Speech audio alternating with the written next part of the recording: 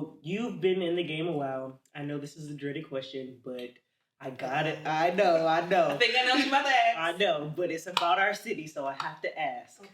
Just give me one major thing that you would change about the Detroit hair industry. Just one thing? Mm-hmm. What's your number one? Professionalism. Mm-hmm. We got to do better as people. Yeah. We got to do better. I'm not even going to elaborate on that because then we'll be here forever till the sun comes up. But professionalism is a major thing, and it's driving people away from, I would say, the salon life. And they're going to YouTube University, and that's not okay. Yeah. But it falls back on us. So we got to be more professional. And yeah, we're going to leave it there. Okay. All right. Now, what is one thing that you know now that you wish you knew back when you started? A lot. That's real. A lot. I honestly would say money management. Yeah. Because I'm going to be honest, people think hairstylists are drug dealers because it's that fast money. Mm-hmm. And money, it does come fast. It's not like you get a paycheck. Well, if you work in a salon sometimes, but if you booth rental and suite owners, you get money per client per day. Mm-hmm. So if you don't know how to manage your money, you're going to blow it all. And, blow a stack and get it right back. Yeah. That was my mentality for years. And it worked for a minute. Yeah. Until it didn't. And then, really what happened was I kind of fell into a hole. Mm-hmm. And I had to dig myself out of this hole, like a financial hole. Mm-hmm. And I was like, but I'm making money, so where's it going? Right. But I wasn't managing it. I wasn't managing it right. Yeah. So I would say that's the biggest thing, is money management. And that's important for any business out there, not just hairstylists, and even in your personal life. Money management and financial literacy are important skills that I advise everybody to up on. And you see I'm looking at y'all in the camera for this one because it's so important. It's so important. Like, do it before it gets too big. Yeah. Like, start now. Yeah. Today. Right now. Yesterday? Now. So they may not know, but you also have a product line. I do. So tell us what kind of made you shift from just doing hair to also having products. Okay, so I have a whole product line with shampoo, conditioner, heat protectant, and oil, and bodies. But I didn't always have that. I only started with the oil. And I started with the oil actually in like 2014, 2015. And I started with that because I have a lot of clients that suffer from like real bad dandruff, dry hair, dry scalp. And I would find myself mixing things from like the beauty supply store to try to relieve the problem. But nothing was working, like nothing. So I was like, let me get my concoctions going. And one day I was just reading up on some stuff just to see like what promotes hair growth, what helps dry scalp on the internet. And it was, of course, trial and error at first. And it didn't take long to like, what's the word I'm looking for? To have my mixture together. But I had trial and error. And I tried it on like my day one clients, my family. And I would give them like a 1 ounce bottle of my hair oil. There was no name to this at one point in time. It just said hair oil. And it was in a blue dark bottle. So you didn't even know what was in it. It's a magic potion. It was magic potion.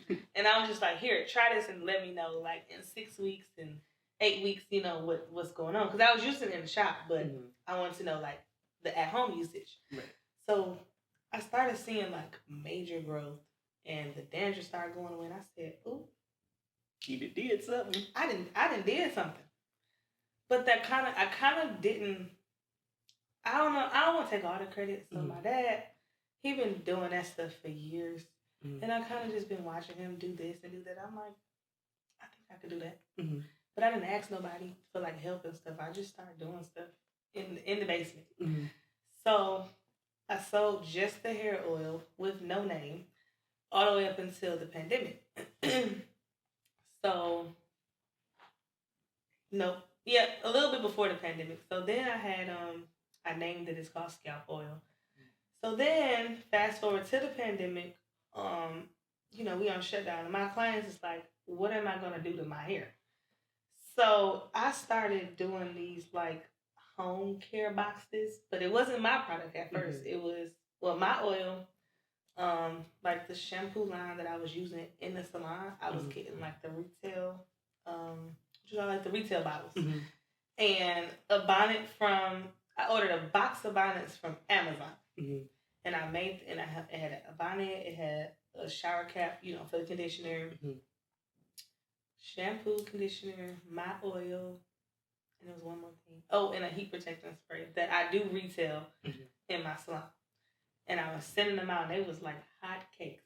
But in the meantime, I'm spending all this money on other people's shampoo. So back to the lab I went. And then by this time, I'm friends with the chemist. And I called her like, hey, I know we in a pandemic, but I need your help. So she was like, oh, girl, I got you. What you need? So we start talking, and I'm like, okay, I want to create this shampoo that has, this, and solve these problems. So she was like, okay. So she sent me some samples, and I used it on myself. And a couple of people, like I sent them, I just threw some samples in, like, try this and let me know how it worked. So then we birthed the rest of the line. So I was like, well, I'm spending money on bonnets, but I don't got no name on. They just plain little flimsy bonnets. I was like, Called up a vendor, like, hey, listen, I want to do this design, this color. She like, okay, I got you. I can't sew. It's not my ministry. That's my homegirl Jaleesa's ministry. Amen. But she sent me a sample of the three styles that I got. Loved them. And I was like, okay, I need all this. So I was like, let me get like 50 of each. And they sold immediately. And I was like, oh, maybe I should have got more than 50. Yeah. So I went from selling like the retail stuff to my stuff. And now it's on my shelf at work. So that's kind of like how everything was born. It kind of just happened.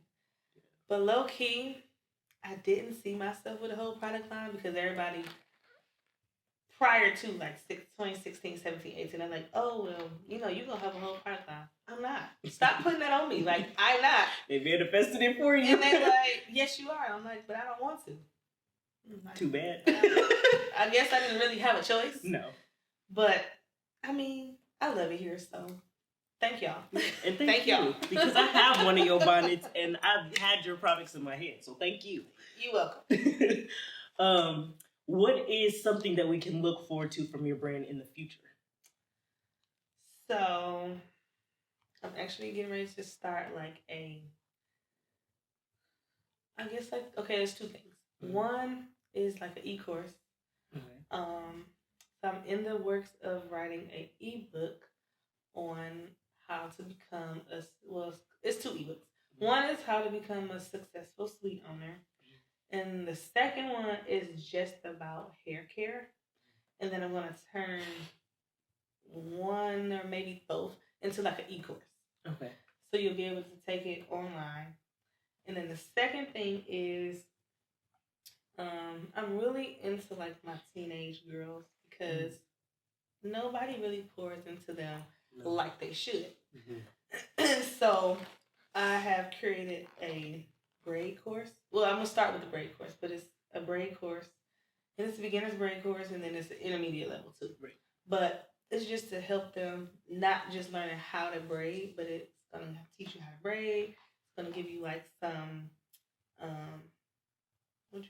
professional skills, all in kind of like one course. But it'll just be geared towards like 12 to like 18. Because that's like, they leave those girls out. They do. So. And that's prime time for when we really need to be pouring into them because that's puberty and all that. And woo, Nelly. Yeah. And I just want to let them know, like, it's okay not to go to college. Yeah. Like, you don't have to be forced to go to college to make good money. Yeah. Because that doesn't work for everybody, realistically. Exactly. Now, if you want to go later, go ahead. Not for college, y'all, but you don't always got to go that route. So that's always been my like group of people that I want to pour into because I had somebody to do that for me at that age. So that's kind of what's coming up in the next 6 months or so. Thank you. That's exclusive here. You can only get on the Real Bosses of Detroit, baby. Thank you. You're welcome. All right. Now, is there anything else that you want these people to know? I think we covered everything. We did? Yeah. All right. Well, thank you so much for being here with us today. Absolutely. All right, guys. Without further ado, I have to give special thanks to my sponsors, The Fashion Station and Wave Pro Productions. It would not be possible without you guys. Thank you from the bottom of my heart. And without further ado, I'm TaiSavy and signing off.